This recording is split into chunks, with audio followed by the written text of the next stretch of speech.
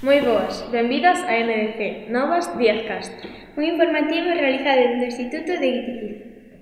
Na edición de hoxe imos falar sobre o uso das pantallas. Causa tantos problemas como pensamos? Cales son as preocupacións que debemos ter en conta? E comezamos coa saúde. Como nos afecta pasar horas e horas diante do ordenador ou do móvil? Existe a crenza de que prexudica a vista, pero non é tanto polo brillo da pantalla como pola falta de pestanexo. Pasamos más de 8 horas al día frente a una pantalla, no solo trabajando, sino que también cuentan las recurrentes visitas a las tablets y al móvil. La mayoría de las pantallas están fabricadas con luz LED. Esta luz es muy energética y nuestros ojos no están acostumbrados a pasar tantas horas mirando directamente una luz artificial. Cuando miramos una pantalla, el número de veces que parpadeamos se reduce a la mitad. Esto da lugar a ojos secos, irritados, enrojecidos y con mayor sensibilidad a la luz. Por eso en los últimos años el consumo de colirios se ha disparado. El problema se agrava cuando hablamos de los niños. La distancia a la que utilizan sus tablets y teléfonos es mucho menor. Hay que tener en cuenta que su ojo todavía se está desarrollando, por lo tanto podría sufrir daños. Además, la mayoría de las personas consultan el teléfono antes de irse a dormir o al despertarse, con todas las luces apagadas.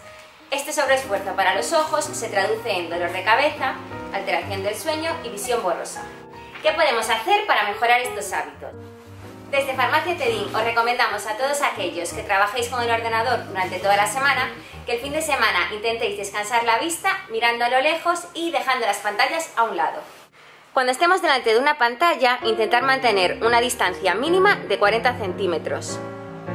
Recordad la importancia de parpadear delante de la pantalla y utilizar colirios hidratantes para que el ojo no se seque y suframos así sus consecuencias. Ajustar el brillo de las pantallas. No es bueno para los ojos leer en pantallas muy brillantes, ni hacer esfuerzos en pantallas muy oscuras. Nunca consultar el teléfono con total oscuridad, intentando al menos tener una luz indirecta para que el ojo no haga este sobreesfuerzo. Ademais de afectar a nosa visión, ao usar as pantallas tamén perxudica a saúde postural. Case todas sabemos como sentarnos diante dun ordenador, xa que leva moitos anos na nosa vida, pero non pasa o mesmo cos móviles. Hai expertos que alertan que no futuro teremos problemas cervicais, xa que inclinar a cabeza para mirar o móvil aumentamos 5 veces o seu peso. O hábito de inclinar a cabeza mentras se usa o móvil está provocando un aumento progresivo da incidencia do síndrome do pescozo roto. Cando inclinamos, o peso da cabeza aumenta proporcionalmente e de pesar alrededor de 5 kg.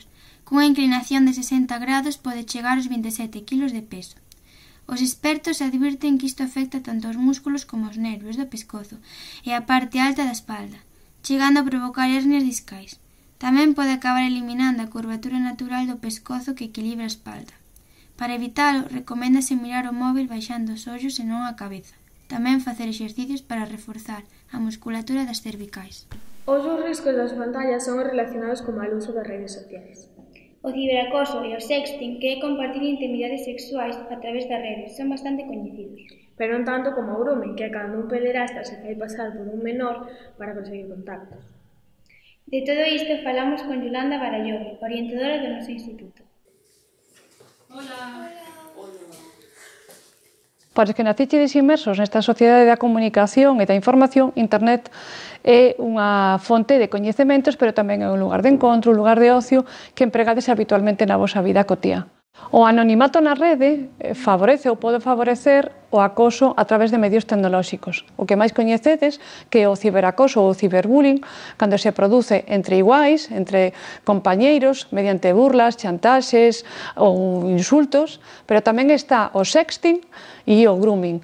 O grooming é un acoso que se dá por parte dos adultos. Vos vou a comentar dous exemplos. Empregar as redes sociais para crear un grupo destinado a agredir, a burlar, a ameazar ou divulgar aspectos íntimos dunha persoa sobre a súa vida privada, provocando humillación ou vergoña.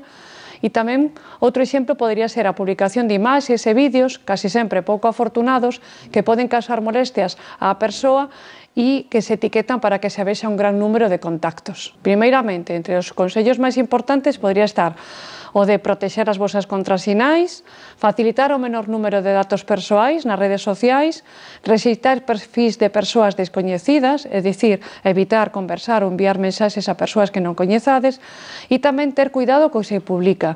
Pensade que todo o que se sube á rede permanece na rede. Respétate a ti mismo e respeta aos demais. E para finalizar, quero despedirme indicándovos que saquedes partido das redes sociais e sacando o mellor de cada un de vos. As pantallas foron, este ano, o tema do proxecto de centro no IES Poeta Díaz Castro. Durante todo o curso creamos proxectos multidisciplinares e con diferentes formatos: grafismos, fotografía, enquisas, teatro, audiovisual. De feito, a nosa compañera Lucía visitou unha das rodaxes. Estamos aquí na pista do Instituto de Guitiriz, onde os nosos compañeiros están gravando unha curtametraxe feita, mellor un videoclip feito polo noso profesor de matemáticas Fran. Esta canción chámase Desconéctate e sirve para desconectarse das pantallas. O rubio, sofisticase, crítico, analista. Grabando. ¡Acción! Fran se queda un pouco como porcino. Non vengo a falar de mates. Entra ti e fai. Sonríe. Mantente alerta e desconecta. Desconecta, cámara.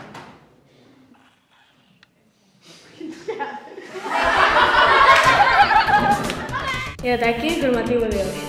Grazas pola vosa atención. NDC despídese. Ata outro.